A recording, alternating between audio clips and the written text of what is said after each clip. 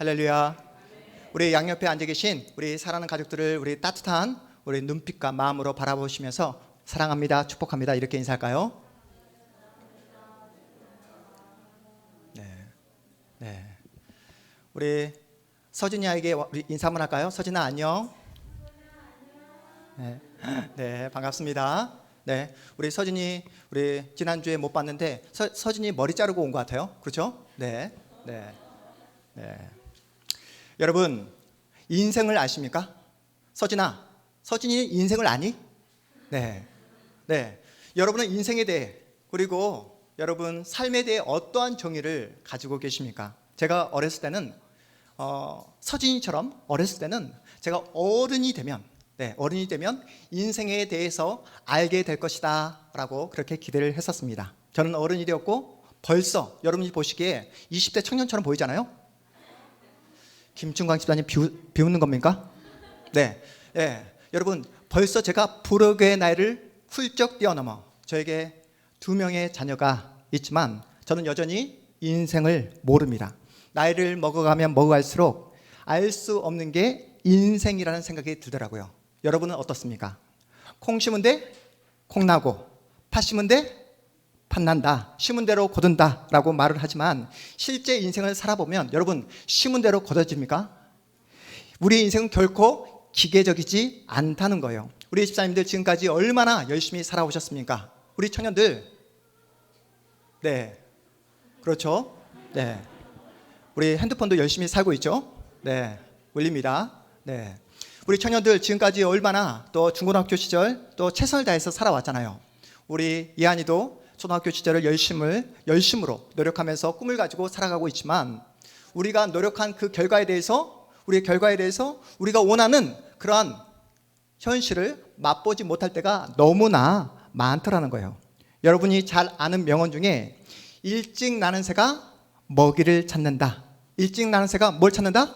먹이를 찾는다 라는 말이 있습니다. 게으름을 피우지 말고 부지런해야 된다는 말이잖아요. 그런데 일찍 일어나 먹이를 찾다가 그만 올무에 걸릴 때가 얼마나 많습니까? 먹이를 찾기 위해서 이리저리 헤엄쳐서 다니는 그 물고기가 그 물에 걸릴 확률이 훨씬 더 높다는 거예요.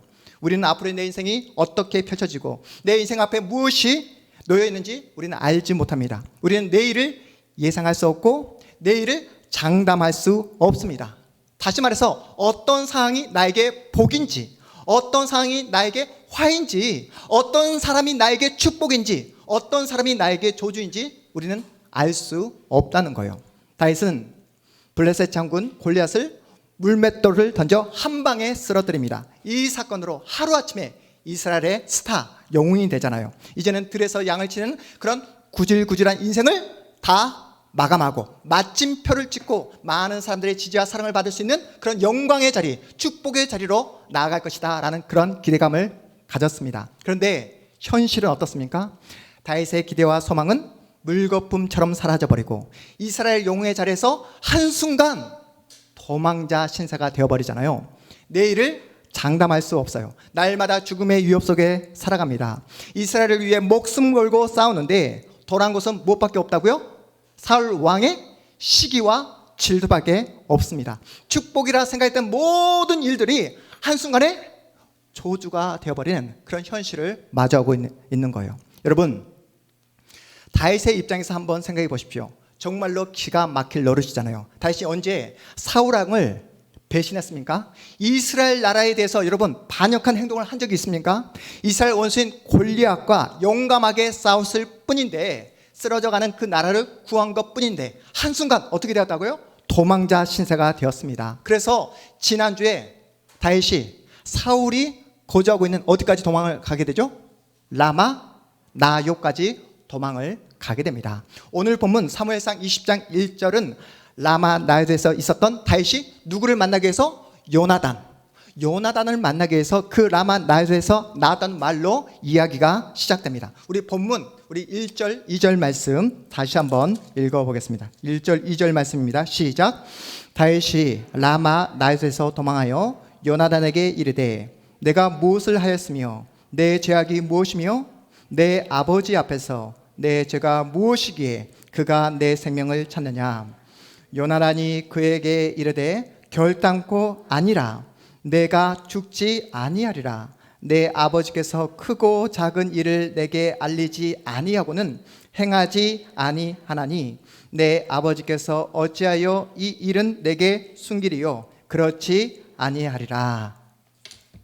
여러분, 우리가 2절 말씀을 함께 읽어보았는데 여러분 좀 이상하지 않습니까? 이해가 되지 않는 그런 이야기가 지금 진행되고 있잖아요.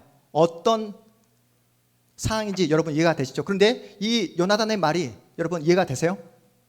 이해가 되지 않아야 되는데. 네. 여러분, 다윗이 요나단을 향해 피를 토하며 하는 말이 무엇입니까? 너희 아버지 사울이 왜 나를 죽이려고 하는지 도무지 이해가 되지 않는다.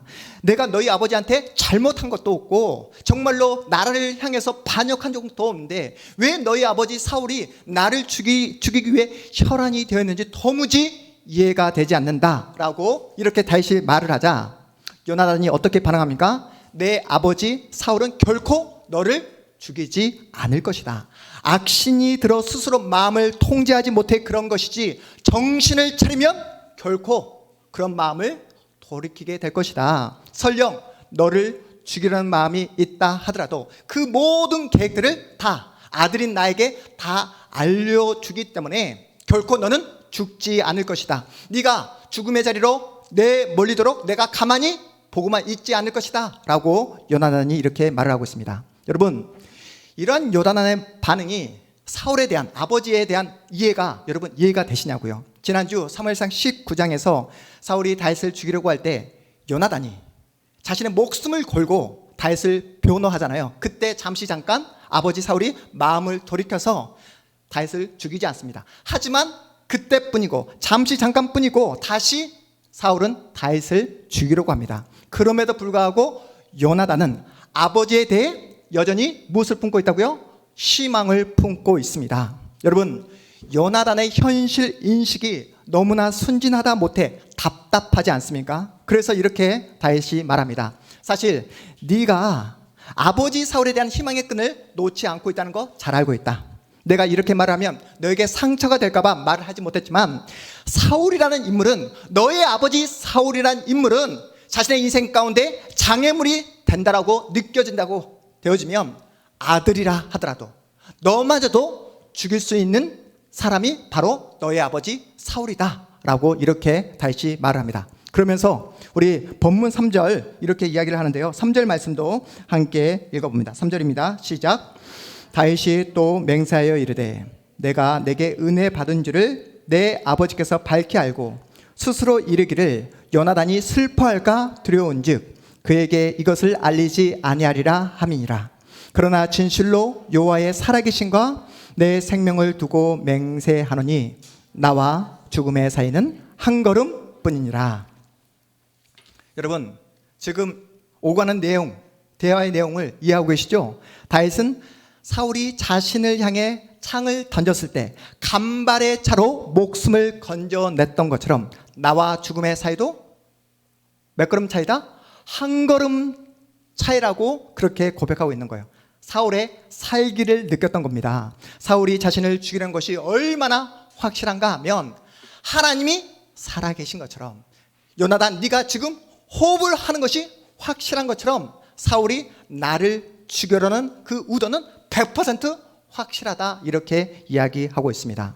다윗은 사울이 자신을 죽이기 위해 혈안이 되어 있다는 사실을 이미 알고 있어요. 그럼에도 자신을 목숨과도 같이 사랑하는 그 요나단 때문에 그 요나단이 아버지에 대한 그 소망의 끈을 놓지 않고 있다는 사실 때문에 마지막으로 사울의 진짜 마음을 알아보자고 테스트해보자고 다윗이 요나단에게 제안을 하고 있는 그런 장면입니다.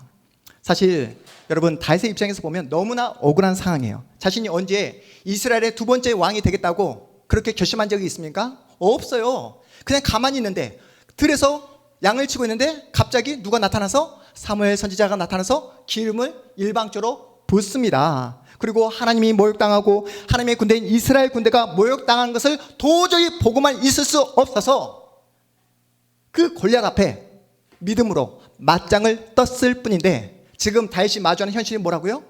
사울의 칼을 피해 도망을 치는 도망자 신세가 되고 말았습니다. 사울의 진짜 마음을 알아보자고 요나단에게 이렇게 제안을 했지만 결과는 불을 보듯 뻔한 상황이에요. 자신의 인생이 어떻게 하다가 이토록 꼬였는지 이해가 되지 않습니다. 여러분은 어떻습니까? 여러분의 지금 현재 마주하고 있는, 직면하고 있는 여러분의 현실은 이해가 되십니까? 인생을 살아보시니까 여러분의 생각대로 인생이 펼쳐지던가요? 어쩌면 우리 가운데 오늘 본문에 등장하고 있는 다윗과 같이 막막하고 불안한 현실을 살아가고 있는 우리 성도님도 계실 겁니다. 올 한 해 우리가 함께 암송했던 말씀 가운데 항상 기뻐하라, 쉬지 말고 기도하라, 범사에 감사하라. 우리 조은수 집사님 날마다 아침마다 이렇게 고백하면서 외치고 그렇게 믿음으로 하루를 시작하고 있습니다. 그런데 우리의 마음 가운데 이렇게 하나님께서 주신 생명의 말씀을 가지고 기뻐하라, 기도하라, 감사하라 이렇게 내 영을 향해서 외치지만 세상에 나가 살아가 볼 때면 이 말씀이, 이 생명의 말씀이 내 삶 가운데 전혀 작동되지 않는 그러한 현실을 마주할 때가 얼마나 많습니까?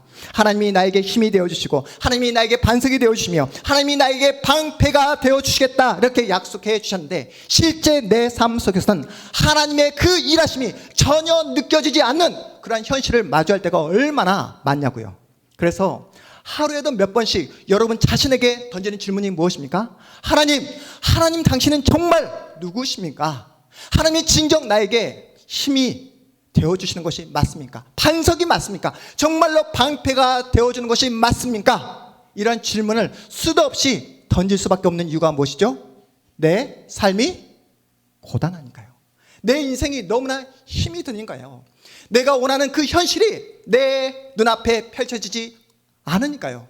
내가 원하고 바라는 그런 상황과 현실이 전혀 펼쳐지지 않는 그 현실 앞에 무너질 때마다 우리가 하소연하면서 하나님께 던지는 질문이 하나님 당신은 누구십니까? 라는 질문이지 않습니까? 그래서 인생이 불안하다고 막막하다고 말씀하시는 분들이 우리 주변에 얼마나 많은지 몰라요. 하나님이 나를 가장 복된 길로 선한 길로 인도해 주고 있는 것이 맞는지 그 사실이 잘 이해가 되지 않는다고, 하나님의 그 선하심이 내 피부에 직접 와닿지 않는다라고 그렇게 하소연하시는 분들이 우리 주변에 얼마나 많은지 모릅니다. 여러분, 지금 다윗이 어떠한 현실을 마주하고 있습니까? 도망자의 삶을 살아가고 있지만 이 삶이 언제 끝나게 될지 알 수 없는 막막한 상황이에요. 사울에게 붙잡히게 되면 바로 죽임을 당할 수 있는 그런 불안한 상황입니다. 내일이 전혀 보이지 않아요. 자신에게 어떠한 상황이 펼쳐질지 전혀 예상할 수 없는 그런 두려운 상황 속에 놓여져 있습니다.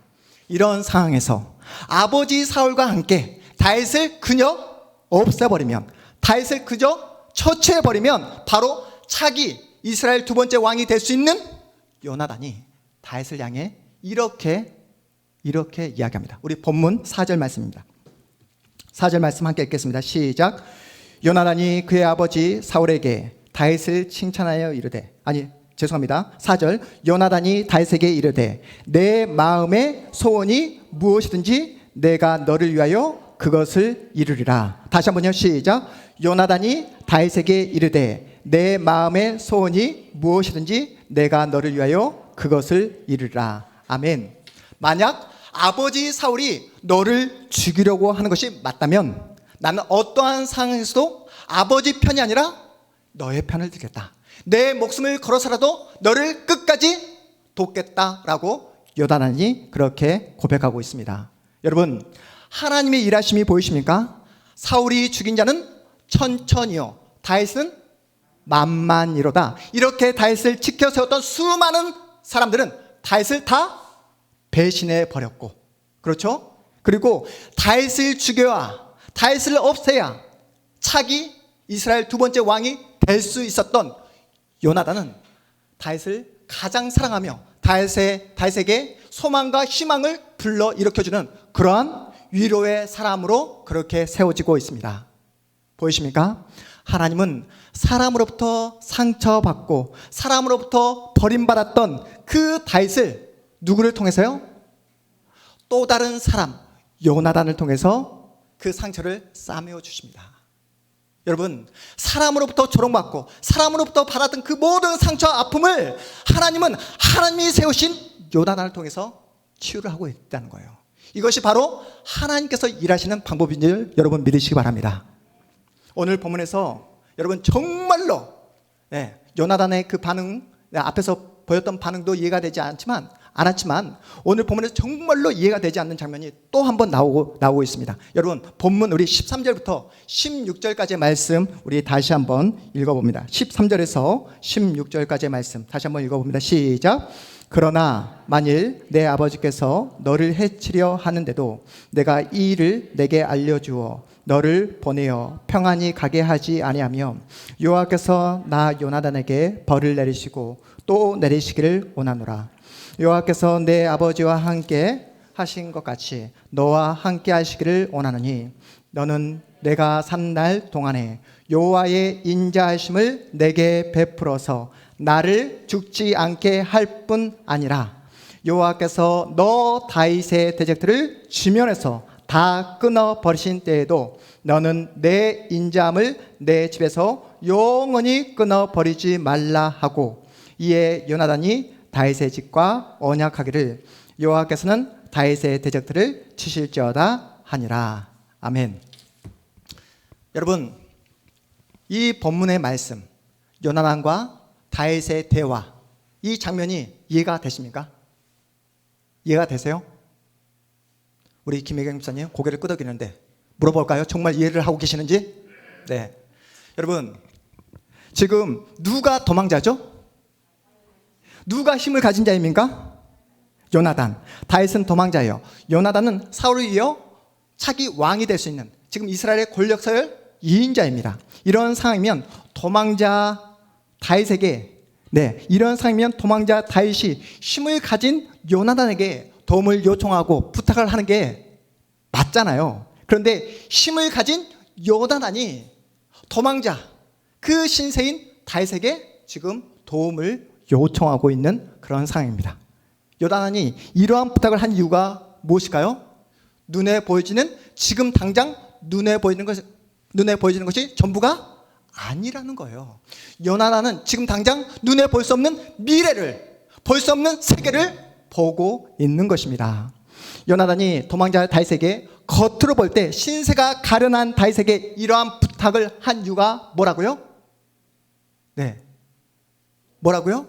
요나단은 하나님을 믿는 믿음을 가지고 있었습니다. 요나단은 살아계신 하나님을 믿고 있어요. 그 살아계신 하나님께서 다윗과 함께하고 있고 다윗을 지키시고 다윗을 보호하시며 다윗을 통해 일하실 것이라는 확실한 믿음을 가지고 있었던 것입니다. 정작 다윗 본인은 그 사실을 전혀 보지 못해 답답해하고 두려워하고 절망하고 있지만 다윗 옆에 있었던 요나단은 하나님의 일하심, 그 하나님의 역사하심을 보고 있었던 거예요. 너의 대적은 지면에서 완전히 끊어지게 될 것이다. 여호와께서 너의 대적들을 치실 것이다 라고 이렇게 미래를 내다보며 믿음으로 선포하고 있습니다. 우리 양옆에 앉아 계신 우리 사랑하는 가족들을 바라보면서 이렇게 우리가 믿음으로 선포해 볼까요? 여호와께서 당신의 인생을 끝까지 책임져 주실 것입니다. 이렇게 선포해 보겠습니다. 시작.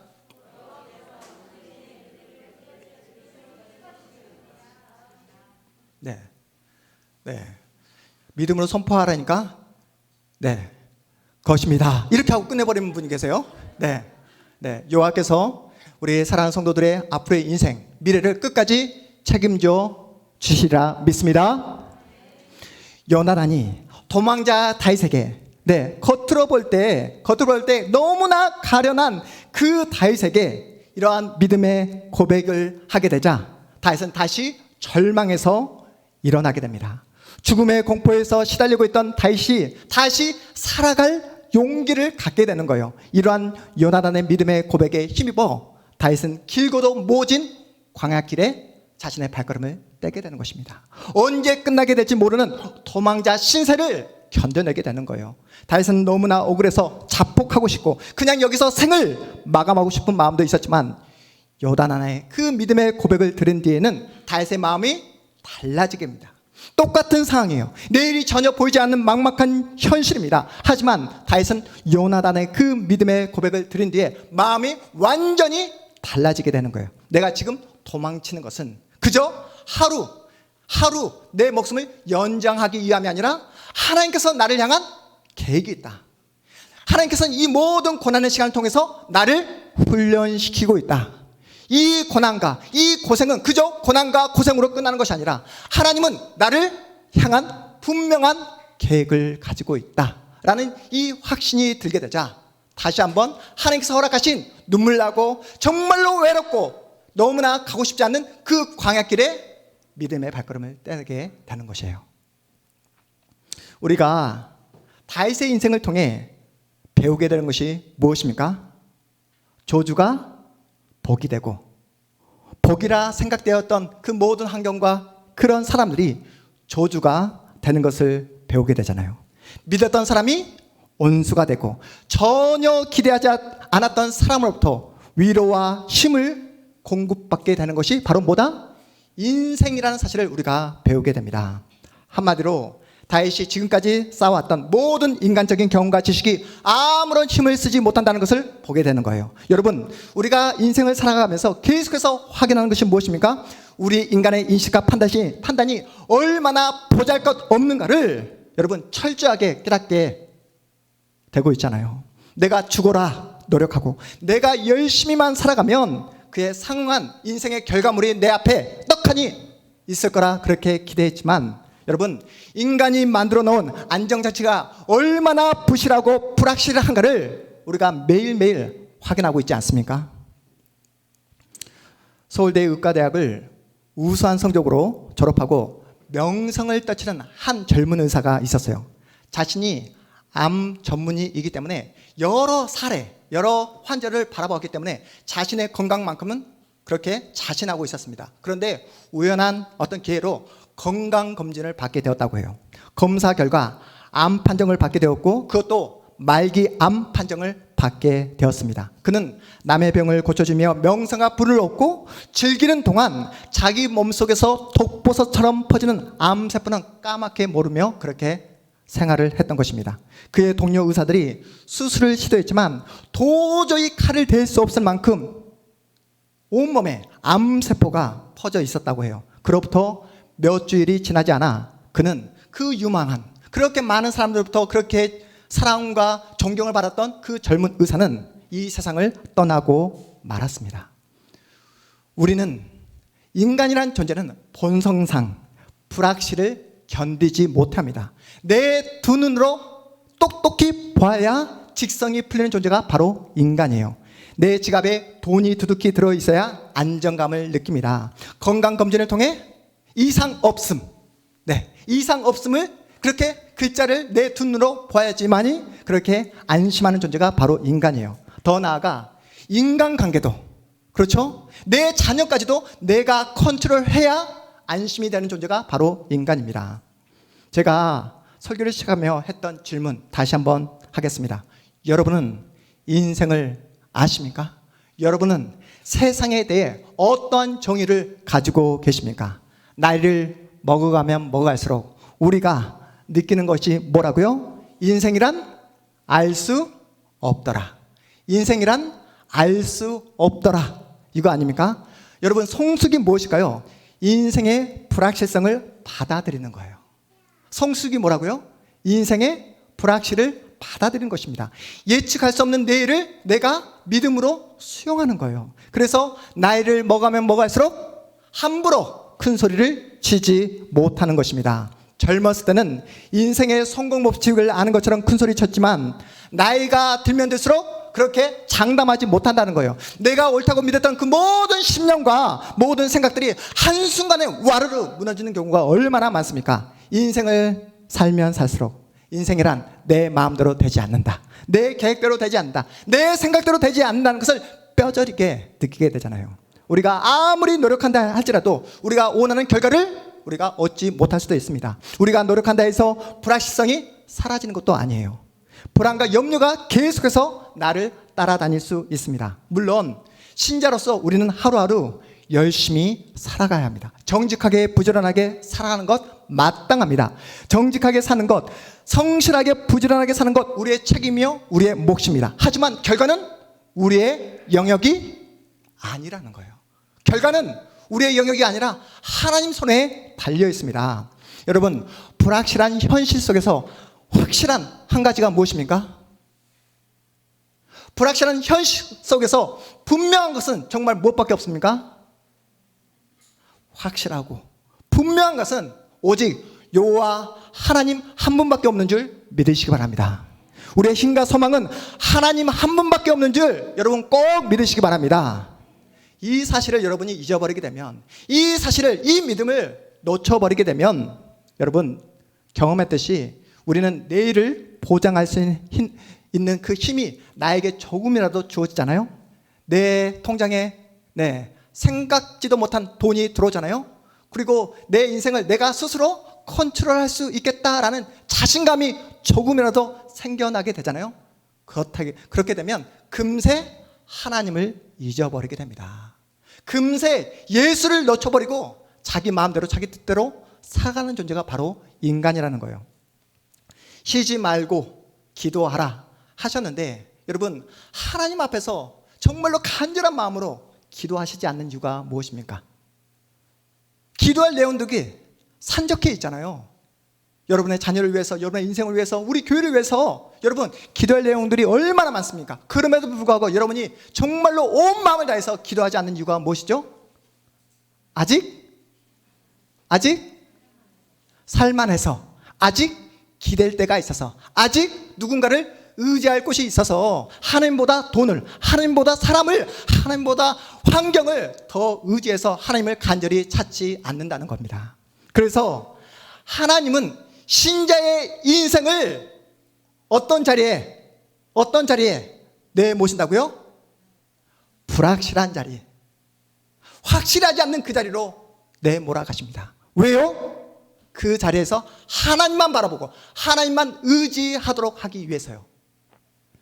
언론에서는 계속해서 세계 경제가 불안하다, 고위험 인플레이션이 우려된다. 여러분, 어제 보니까 새로운 오미크론 변이 바이러스가 발생하고 있다. 앞으로의 우리의 미래가 불안하다, 불확실하다 이렇게 이야기합니다. 우리 자녀들도 다들 힘들다, 어렵다 이야기하고 있어요. 초등학생인 우리 자녀들도 친구 한 명, 정말로 진실한 친구 한 명 사귀기가 너무나 어렵다라고 이야기하고 있어요.